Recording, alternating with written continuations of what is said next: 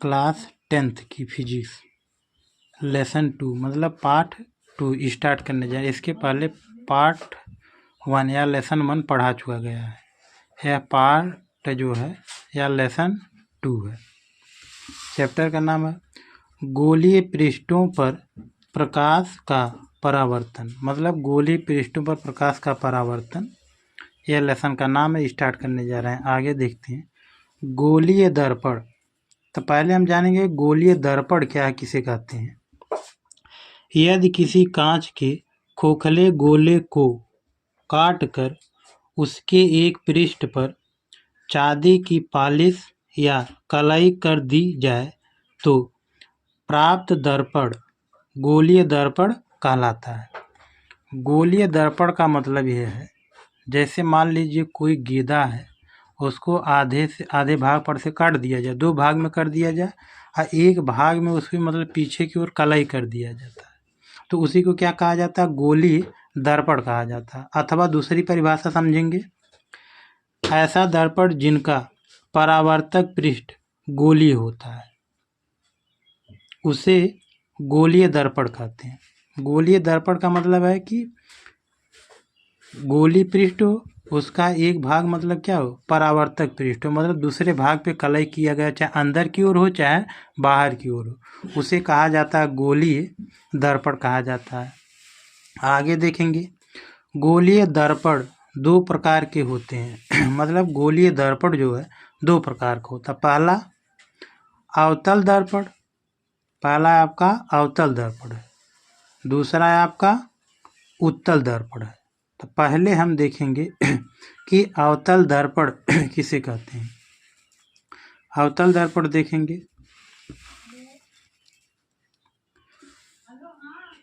वह गोलीय दर्पण जिनमें उभरे तल पर कलई होती है तथा परावर्तन दबे हुए तल से होता है, उसे अवतल दर्पण कहते हैं। अवतल दर्पण का मतलब फिर समझ लेते हैं कि अवतल दर्पण है क्या।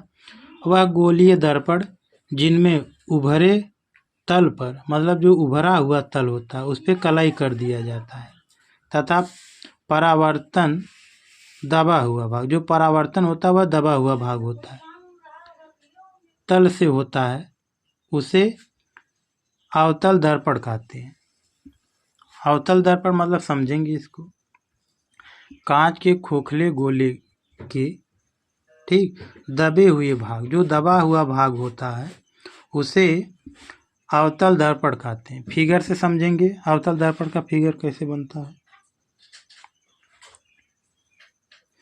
यह आपका अवतल दर्पण है। अवतल दर्पण का मतलब कांच का ऐसे पूरा गोला होता है, इसको काट लिया जाता है तो दूसरे भाग पर लाल ऑक्साइड का पेंट कर दिया जाता है, और जो आपका लाल ऑक्साइड का पेंट किया जाता है कलई किया गया पृष्ठ इसे कहा जाता है। जो अंदर का भाग आपका होता है चिकना होता है, वह आपका परावर्तक पृष्ठ होता है। और जैसे प्रकाश की किरण, आपतित किरण इस पर गिरती है, गिरने के बाद टकराने के बाद उसी माध्यम में क्या होती है, वापस चली जाती है, यह आपका जो वापस जाती है परावर्तित किरण कहा जाता है। ठीक, तो यही आपका मतलब क्या होता है, अवतल दर्पण होता है। अवतल दर्पण की दूसरी परिभाषा हम देखेंगे कैसे होती है। कांच के खोखले गोले के दबे हुए भाग, यह दबा हुआ भाग, दबे हुए भाग को अवतल दर्पण कहते हैं। फिर समझ लेते हैं, कांच के खोखले गोले का जो यह दबा हुआ भाग होता है उसे अवतल दर्पण कहते हैं।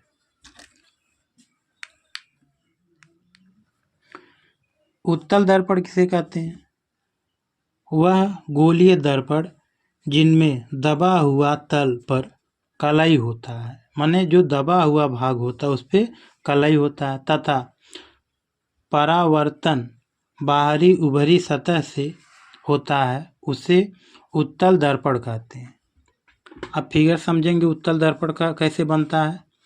यह जो उभरा, जो इसका जो दबा हुआ भाग होता है इस पर लाल ऑक्साइड का पेंट कर दिया जाता है, और जो यह आपका दबा हुआ भाग पे कलई कर दिया जाए, उभरा हुआ आपका जो परावर्तक पृष्ठ हो गया। आपकी प्रकाश किरणें गिरती है, आपतित किरण गिरेगी, टकराने के बाद फिर वह जो है परावर्तित किरणें वापस उसी माध्यम में जाती है।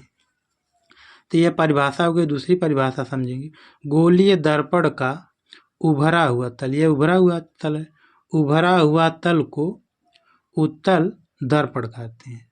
मतलब अवतल में क्या हुआ था कि जो गोलीय दर्पण का दबा हुआ भाग को अवतल दर्पण कहते हैं। उत्तल दर्पण किसे कहते हैं? गोलीय दर्पण का जो देखो यह उभरा हुआ तल है, तो उभरे हुए तल को क्या कहा जाता है? उत्तल दर्पण कहते हैं। यह उत्तल दर्पण का फिगर है। आगे देखेंगे,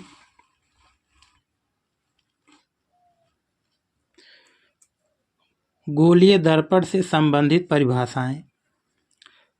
आगे दर्पण का ध्रुव, पहले हम जानेंगे कि दर्पण का ध्रुव किसे कहते हैं।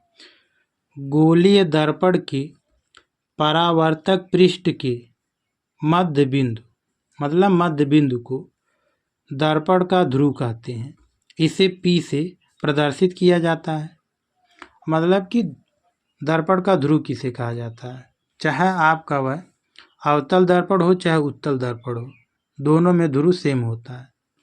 दूसरी तरीका परिभाषा समझेंगे इसकी, क्या होता है कि परावर्तक पृष्ठ, यह देखो जो है परावर्तक पृष्ठ, परावर्तक पृष्ठ के मध्य बिंदु को, परावर्तक पृष्ठ को मध्य बिंदु आपका यहाँ पर है P है, तो मध्य बिंदु मतलब परावर्तक पृष्ठ के मध्य बिंदु को ध्रुव कहते हैं। तो चाहे वह आपका अवतल दर्पण हो चाहे उत्तल दर्पण हो।